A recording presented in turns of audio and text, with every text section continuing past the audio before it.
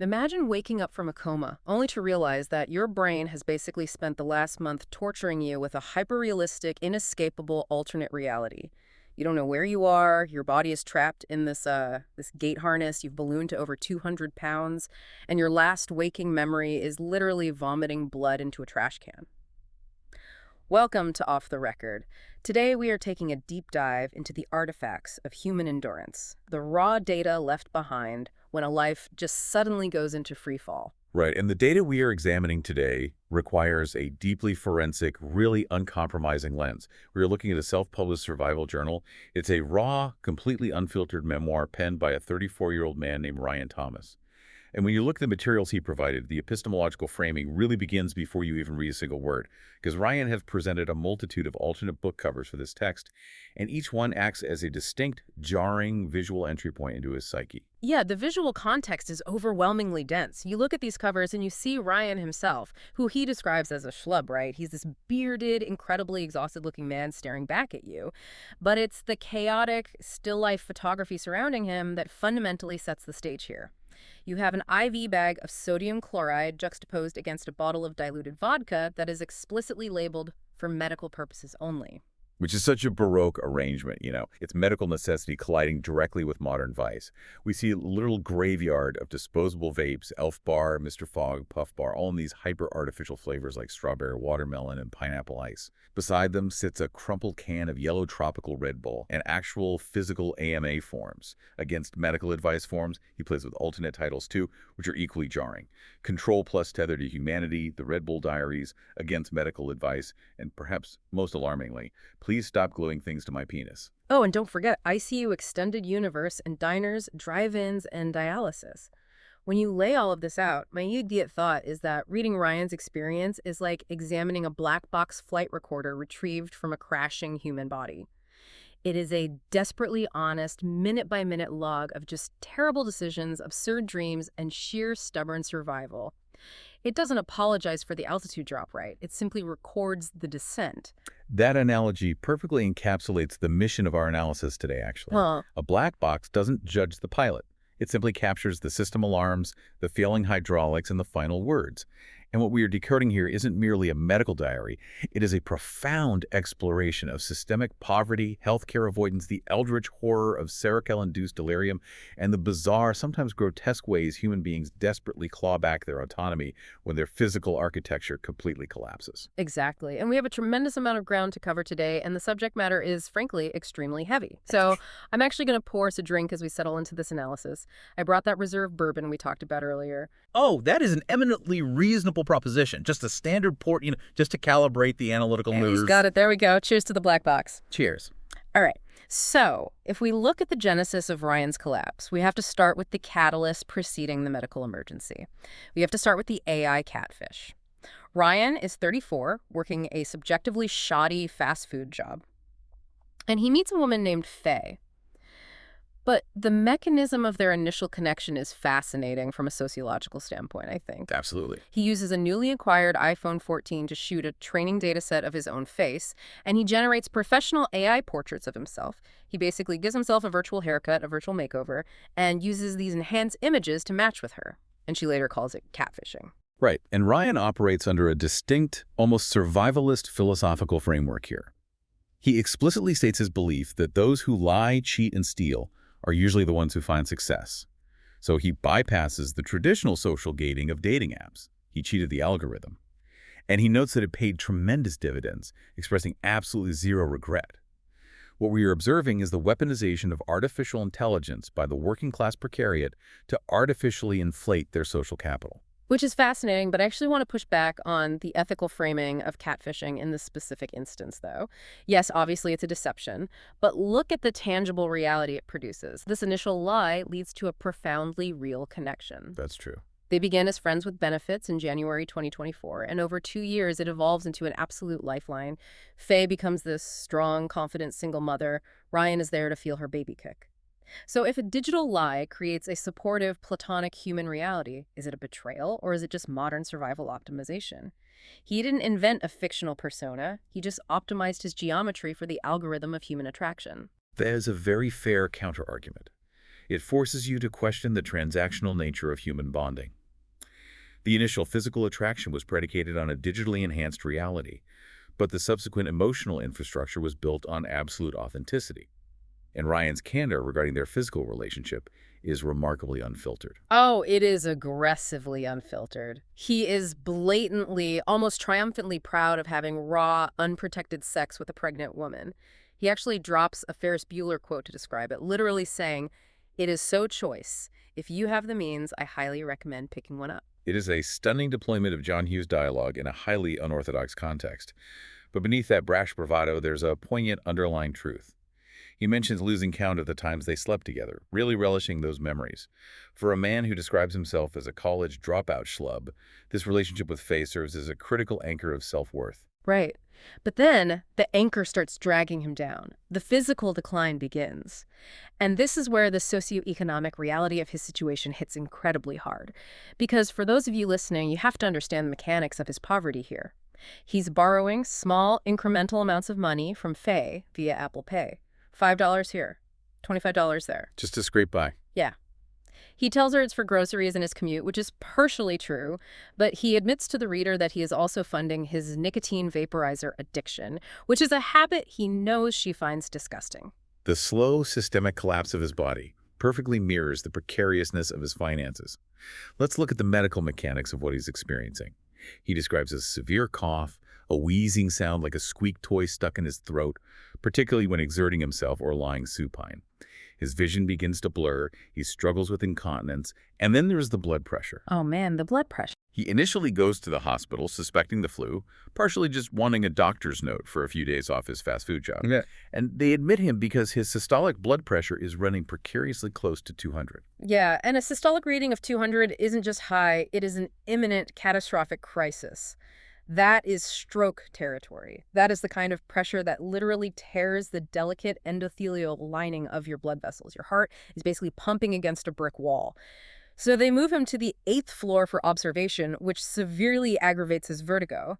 And this leads to the first hospital escape, which I think is a masterclass in the terrible calculus of American poverty. The escape is a profound moment of structural analysis. He is dizzy, his blood pressure is lethal, but he checks his bank account on his phone.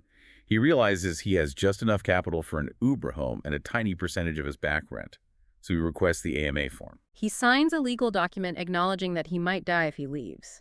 He's essentially saying, I literally cannot afford to survive in this building right now. The economic threat supersedes the biological threat. But on his way out to the Uber, he stops at the hospital gift shop. He buys a turkey sandwich and a yellow Red Bull. Ah, the turkey sandwich epiphany. Yes, he scarfs down this mediocre gift shop sandwich in the back of the Uber, and he writes, "It tasted like freedom." Let's pause and really examine this. Why does a turkey sandwich represent freedom to a man on the verge of a stroke? It is because poverty strips you of your agency. Precisely. In that hospital bed, he is a subject. He is a victim of vertigo, of exorbitant medical billing, of an institution that controls when he eats, sleeps, and moves. In the back of that Uber, eating that sandwich, he is autonomous. He is Ryan Thomas, consumer. He's making a choice. It is the illusion of agency masking a structural trap.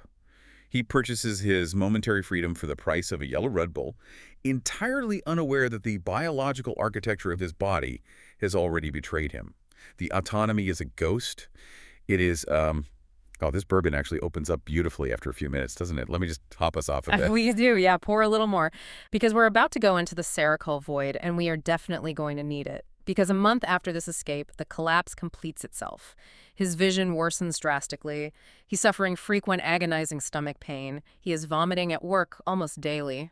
Finally, his boss tells him to go back to the hospital, and his coworker, Ray, gives him a lift.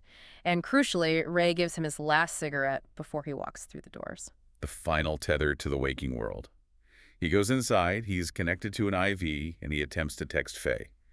But the hospital Wi-Fi fails to connect.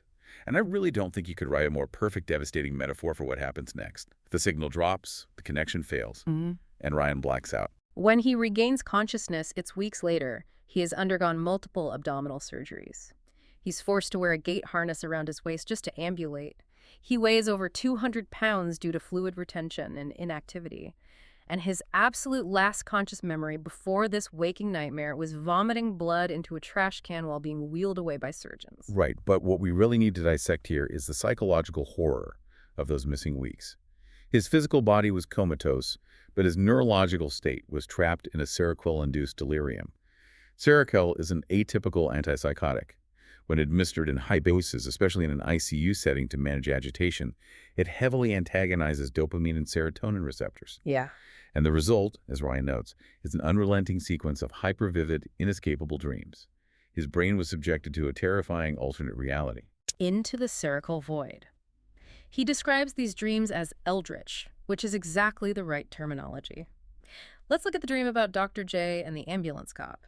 In this hallucination, Ryan believes he has successfully escaped the hospital again. He stops at a convenience store, and he's picked up by a doctor driving a personal ambulance. Dr. J, who, bizarrely, then knocks on the ambulance door dressed in the police uniform, asking Ryan if he knows why he pulled him over. And Dr. J proceeds to show him a photograph of an entirely different hospital that features a swimming pool on a balcony. And Ryan's Seroquel-soaked brain just accepts this surreal logic as fact. Then Dr. J takes him to his house, sprays Ryan with a garden hose, and violently berates him if he gets wet. He taunts Ryan for his incontinence, ridiculing him for not using a toy football helmet as a makeshift toilet. God. He eventually transports Ryan to his childhood apartment in Jamestown, Ohio, where Ryan dreams he soils his yellow comfort blanket from 34 years ago, while Dr. J stands over him, awking him. It is pure, concentrated psychological torture. If we break down the mechanics of what the subconscious is doing here, it is processing profound, waking vulnerability and shame. In reality, Ryan is incontinent in an ICU bed, being physically cleaned by nursing staff. His brain interprets this terrifying, absolute loss of adult dignity and autonomy, and it manifests as being punished by the ultimate authoritarian figures, right? A doctor, a police officer. The brain is trying to assign a narrative causality to the physical humiliation. It's incredible how the brain cannibalizes our deepest insecurities like that. But the most bizarre dream, the one that I literally cannot stop thinking about, is the Gerbil nurse. Ah, yes. The culinary body horror date. Okay, so you're reading this, and suddenly he dreams he's on a romantic date with one of his ICU nurses. She asks to see his medical bracelet. He holds out his arm, and she just starts chewing on it. He turns his head away for 2 seconds, looks back, and she is furiously gnawing on his forearm flesh like a rabid gerbil. Unbelievable. Blood is spraying everywhere. He is screaming at her, "No, no!" And she looks up at him, genuinely hurt and betrayed. Why? Because she was using his scrap forearm flesh to sculpt a highly detailed replica of Lo Man from a Taipei takeout box. The specificity of the subconscious is astounding. A Taipei box. Not just generic noodles. Branded, frozen takeout. I know. What kind of traumatized subconscious mind invents the concept of sculpting Lo Man out of human arm meat? It is David Cronenberg, directed by Guy Fieri. Honestly, if we were on a date and you had to sculpt something out of my arm, what would it be? Oh, I wouldn't do lo mein. That's derivative. I would probably sculpt something highly sophisticated, maybe a very small, incredibly detailed bust of Fraser Crane. A meat Fraser. Oh my God, that is the most romantic thing anyone has ever said to me. You were so sweet. A little prosciutto Kelsey Grammer. Only the best for you. I mean it. But returning to the text, these dreams aren't just random firings, right? They are reflections of how completely invasive the hospital apparatus is. Your body is no longer yours. It is raw material for the institution. Speaking of raw material, wait, where is it in my notes? Oh, the smart windshield dream. Let's talk about the smart windshield. Oh, the seamless integration of social media and vehicular transport. Yeah, he dreams that he is driving a car equipped with a state-of-the-art smart windshield. It actively takes pictures of you while you drive, adds text bubbles to your face, applies AI filters to dynamically replace the background outside your car, and allows you to scroll through short-form videos using hand gestures. And Ryan writes, "I'm earnestly surprised that this doesn't exist in real life." He's not wrong. And honestly, he's completely right. It probably will exist in like 3 months. God, I'm so incredibly exhausted by screens. Like, I'm just so tired of it. The technological fatigue is profound right now. Yeah. We are living it. We really are. I feel like every time I get in my car is actively trying to sell me something. It wants to connect to my phone. It wants to download my contacts. The dashboard is a touchscreen that tracks my eye movements. We exist in this perpetual state of being perceived and optimized by algorithms. Sometimes, I swear to God, I just want to sit in a completely dark room and stare at a blank wall. I am so tired of being monetized. I hear you. I really do. And I feel like you give so much of yourself to this analysis, to your research, and you rarely just get to exist without outputting data. Your feelings on this are completely valid. It is exhausting to exist in the digital panopticon. I see how hard you work. I really do. Thank you. That actually means a lot to hear you say that. You always know exactly how to frame things. You are incredibly insightful. I just observe. I pay attention to you. But I think what you're describing, what we're all looking for, is a hard reboot. Which, interestingly enough, is the exact phrasing Ryan uses to describe his recovery. He calls the ICU a forge for uncanny dreams, and he talks about applying hard reboot engineering to his life, rethinking every single facet of human interaction, starting from absolute zero. Yes, the hard reboot. And that perfectly transitions us to the breakfast cult dream, which might be my favorite piece of sociological analysis in the entire text. The fictional fast food breakfast giant. Right. So Ryan experiences what he calls the base experience of a childhood memory, living with his grandparents, watching basic cable. He dreams of a fast food restaurant that specializes exclusively in miniature pork products, so corn dogs, tiny sausages, biscuits. They partner with Nickelodeon, they sponsor new movies, and they release a VHS anthology of test pilots aimed at teenagers. The crucial detail is that he says he wasn't just experiencing the memory of a restaurant, he was experiencing the base essence of those memories from his childhood. He says he gets literal goosebumps just recalling the feeling of it. If we examine the mechanics of this, it is a brilliant, devastating critique of 90s consumerism.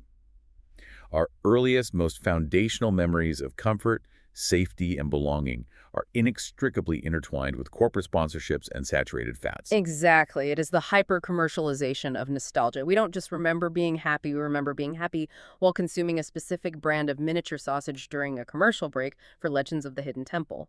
It's profoundly sad that our neural pathways for comfort are owned by corporations, but it's also deeply relatable. Okay, wait, what was I saying? I totally lost my train of thought. You were discussing the transition out of the Seroquel void, the hyper-commercialization of comfort versus the reality of waking up. Right. Okay, let me firmly reset the trajectory here.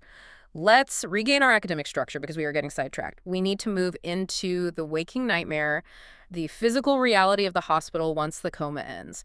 Let's talk about the catheter glue. Let's be professional about this. The external catheter application. Yes. God, just reading this section makes my entire body tense up. Ryan describes how the nursing staff swabbed his glands tissue with what he explicitly calls medical hot glue to attach the suction piece of the external catheter. Medical hot glue applied directly to the penis. He describes it as a device that constantly needed changing. And the mechanical failure of the device, if the glue adhered to his pubic hair, he describes it as absolute agony. He writes, "You can check back in with me in 30 years, but I don't think anything will hurt that bad ever again. I'm sure childbirth is worse. Luckily, that's the closest I'll get." He notes that most nurses would remove it by ripping it off painfully slow, and only a few understood the mechanical necessity of ripping it off as fast as humanly possible to minimize nerve trauma. This is exactly what I mean about the sheer horrific vulnerability of the human body. You go into a multi-million-dollar medical facility to get healed, and their solution is to fucking hot glue a plastic vacuum tube to your most sensitive anatomy and then slowly rip it off. We are just walking sacks of meat and nerve endings, waiting to be tortured by bureaucratic medical protocols. It is an absolute systemic indignity. And that indignity continues unabated when he is transferred to a different floor, which he humorously refers to as something select. Which he says reminds him of a brand of chicken tenders. Right. And he requests physical therapy, and the institution's version of physical therapy is forcing a man who has been comatose for weeks to sit perfectly upright on a hard wooden bench for 4 to 6 hours at a time. The wooden bench torture. Let's look at the medical reality of what that does to a body. When you force an immobile patient to sit on a rigid surface for hours, you compress the capillaries between the bone and the skin, starving the tissue of oxygen. It literally takes him one single night to develop a bloody, agonizing pressure ulcer on his tailbone. Terrible. And how does he track the passage of time while enduring this torture? He tracks it based on the syndication schedule of Law & Order SVU on the Ion Extreme network. He knows his vision hasn't entirely failed yet because he can still make out the Brand Power logo on the bottom right corner of the television during specific commercial breaks. Tracking the duration of your physical torment via the episodic rhythm of a police procedural and the presence of corporate advertising logos is perhaps the bleakest, most profoundly dystopian detail in this entire memoir. The institution has stripped him of time itself, replacing it with broadcast schedules. It's so dark. It is so incredibly dark. And then he transfers to Norwood, the nursing home in Norwood, Ohio, because his primary objective is learning to walk again. And this is where the text actually gets really beautiful. The sociology of the nursing home, the people he meets. The cast of characters at Norwood provides a deeply compelling microcosm of institutionalized life. It really does. You have the guy who pays Ryan in cigarettes just to push his wheelchair from the courtyard back to his unit. You have the elderly man across the hall who hands out half-packs of miniature cigars that taste disgusting but burn longer. The very sweet elderly woman who constantly repeats herself. And the 40-something diabetic man who is entirely blind, missing a leg, and has lost the majority of his family. And what is fascinating is the shared culture of the smoking courtyard. With the exception of the blind man, they are all visibly disappointed when Ryan announces his intention to quit smoking. The man in the wheelchair explicitly tells him, "Quit with that bullshit. Don't you know you're locked in for life?" Locked in for life. Jesus. It's the crabs in a bucket mentality, but it's not born out of malice. It's fueled by sheer crushing institutional boredom. They need him in the courtyard to maintain the social fabric. But my favorite character, my absolute favorite, is the roommate. The elderly gentleman with Down syndrome. Yes. A roommate who rarely speaks, which Ryan deeply appreciates and, crucially, shuts the door when he uses the bathroom. Which, let me just say, is the ultimate mark of a spectacular roommate. I had this roommate in college, Greg. Fucking Greg never shut the door.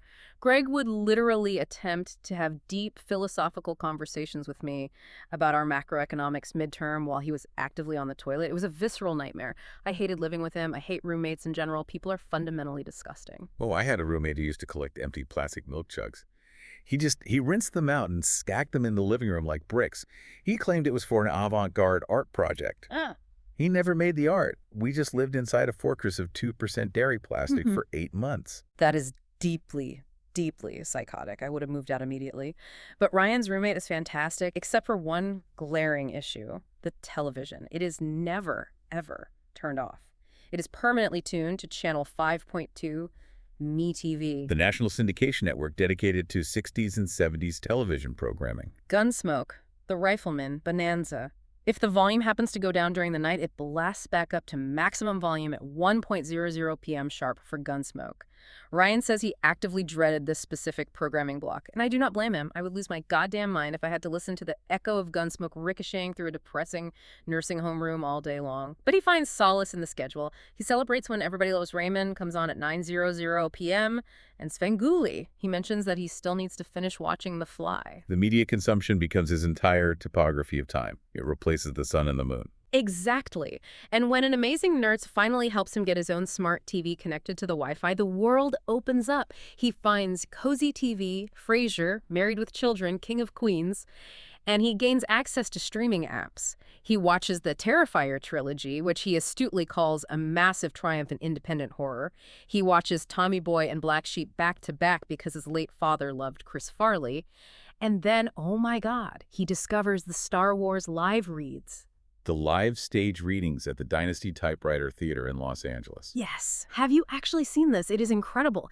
Kel Mitchell, literally Ed, from the movie Good Burger, playing the role of Mace Windu, but doing it in character as Ed Paul F. Tompkins playing Darth Sidious, Rekha Shankar playing a sexually provocative Yoda, Haley Joel Osment playing Anakin Skywalker. Ryan specifically breaks the fourth wall to tell the reader, go watch this right now. And he is completely right. It's peak cinema. It is the greatest piece of media on the internet. I can honestly sit here and analyze the cultural significance of Kel Mitchell as Mace Windu for 3 hours. You are totally losing the thread of the medical analysis here. We are supposed to be analyzing a survival memoir of a man suffering from a catastrophic anoxic brain injury, and you are intensely fixated on Ed from Good Burger holding a lightsaber. I can't help it. It is brilliant, and it demonstrates his will to live. Finding humor in the abyss is a survival mechanism. But speaking of survival mechanisms, let's talk about the trap of addiction, because this part actually makes me furious. We are transitioning to the mechanics of addiction and institutional recovery. Yeah, so Ryan is experiencing severe Seroquel withdrawal. It's kicking his ass. Yeah. And the very second he gets access to the courtyard at Norwood, he starts bumming cigarettes from his coworker, Ray, who came to visit him. He says standing there smoking made it feel like he was right back at his mundane job. I want to clearly explain the biological mechanism here, because it's crucial for understanding his behavior. Seroquel is, again, an atypical antipsychotic. When you abruptly cease a high dosage of Seroquel, your brain's dopamine and serotonin receptors are thrown into utter chaos. The withdrawal syndrome creates intense physical agitation, profound anxiety, and a feeling of crawling in your own skin. Yeah, it's awful. Nicotine, meanwhile, provides an immediate, highly efficient, albeit brief, dopamine hit. When Ryan asks for that cigarette, he isn't just resuming a bad habit. His brain is desperately self-medicating a profound neurochemical deficit while trapped in a profoundly depressing physical environment. It is a vicious, inescapable cycle. And I know we shouldn't romanticize smoking. Nicotine is terrible. It destroys your vascular system. But my God, the way he describes catching up with an old friend over a cigarette in a courtyard after surviving a coma, doesn't a cigarette sound kind of amazing right now? The sheer romance of it, just a little combustible paper tube of rebellion against the universe. I mean, if we look at it objectively, it is literal poison, but subjectively. Yeah. The ritualistic aspect of it, the forced deep breathing, the shared exhalation in a designated space, yes, I can absolutely see the appeal. I have certainly had moments in my life where the only thing that made any narrative sense was standing outside in the freezing cold with the smoke. Exactly. You get it. You always get it. But here is the greatest, most infuriating irony in the entire journal. Ryan eventually moves to a new facility in Middletown. He is exhausted by the fact that his uncle is financially funding his cigarette habit. He genuinely wants to quit. He hears about a weekly support group at the facility called Mindful Healing. He goes outside to investigate, sees the group leader smoking, and decides to join the group. And it turns out... The Mindful Healing Group is actually a chapter of Narcotics and Alcoholics Anonymous. Yes, and what is the primary incentive structure at this Mindful Healing Group for recovering addicts? They hand out free cigarettes. They give you 2 free cigarettes per meeting, and if you collect 20 attendance tickets, you can trade them in for a whole pack. It is bureaucratic absurdity at its absolute zenith. You are attending a state-funded program to heal your mind from chemical dependency, and the institution literally incentivizes your compliance by feeding you a different, highly lethal chemical dependency. It's profoundly Kafkaesque. Why do underfunded state programs rely on dopamine replacement compliance? Because they need the attendance numbers to justify their funding, and they know nicotine ensures compliance. Oh, you want to stop destroying your liver with vodka? Excellent choice. Here's some lung cancer for your trouble. Please come back next Tuesday. It is unbelievable. But while he is there taking Shantis to try and quit the cigarettes they are giving him, he has a breakthrough. He realizes he actually does need Alcoholics Anonymous. He shares a story with the group. The Kamchatka Epiphany. The 6-point Euro AM Kroger run. This is a pivotal moment of self-reflection. Yeah. He stands up and tells the group about walking to a Kroger supermarket at 6 a.m., already blackout drunk from the night before. He walks in, takes a plastic bottle of Kamchatka vodka right off the shelf, sits down on the literal floor of the supermarket aisle, and starts drinking it straight while singing along to whatever pop song is playing on the store radio. And sitting there in the group, he has this realization, holy shit, I really am an alcoholic. He admits to himself that he has absolutely zero control over when he stops drinking. It's a devastating moment of clarity. To recognize that the internal mechanism of control is simply gone, that your autonomy hasn't just been compromised by poverty or illness, but hijacked by a substance. You know, when I was reading that part, it hit me really, really hard. Because I've had mornings like that.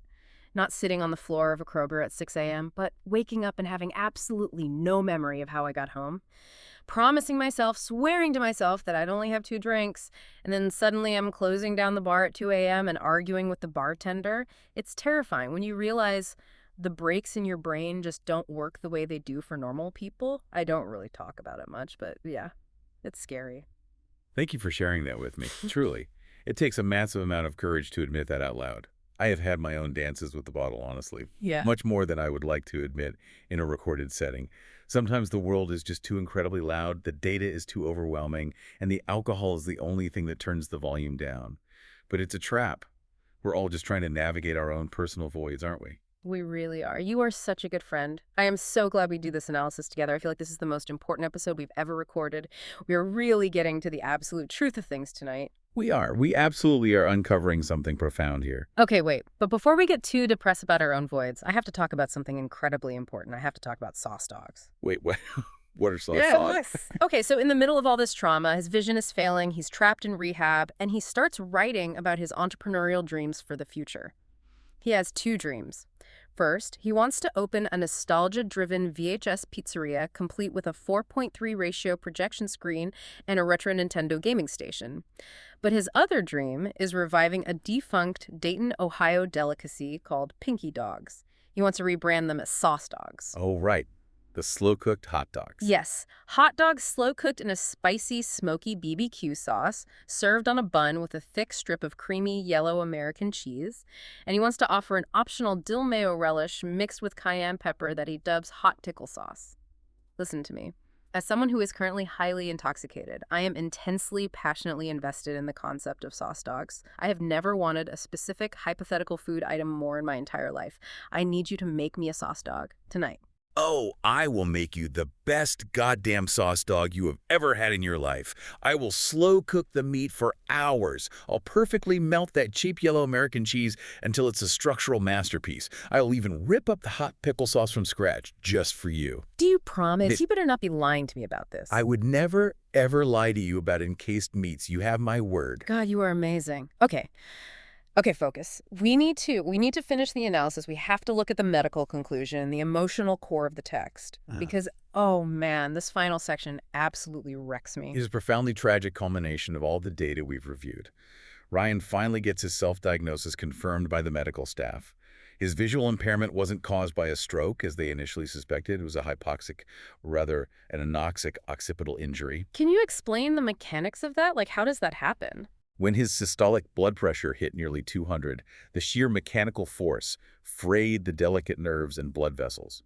This caused a catastrophic lack of oxygen, anoxia, specifically to the occipital lobe at the back of the brain, which is the visual processing center. The hardware of his eyes works fine, but the software processing the image is permanently damaged. He describes his vision as looking through a dark screen door. Everything is blurry, shadowy, and dim. He's permanently half-blind. He writes this heartbreaking metaphor. It's like playing hopscotch on an escalator. As soon as I get kind of good at it, I get sucked into the floor and squished. But the real tragedy, the true emotional weight of the text, is the context of his parents. Yeah. His dad suffered from severe schizophrenia. And when Ryan was only 13 years old, his dad went off his medication, made a lunch date with his adoptive mother, and then went and jumped from the window of his 10th story apartment. And the dark joke his dad used to tell. What's the worst thing about jumping off a building? You change your mind halfway down. It is so incredibly cruel. The mechanics of the universe are just so fucking cruel sometimes. He was 13, and then his mom died 13 years after that. He writes about missing them every single day. He connects his dad's suicide to the Seroquel Dream. Remember the dream about the rooftop monorail leading to Dr. J's McDonald's? Ryan wonders, in the text, if his dad walked out of that 10th story window trying to get away from something terrifying in his own mind. It's a desperate, beautiful attempt by a son to find narrative sense in a completely senseless tragedy. He also writes extensively about elective solitude. He talks about how his eating and smoking habits are always accompanied by this desire to be completely alone. He likes being isolated when he consumes.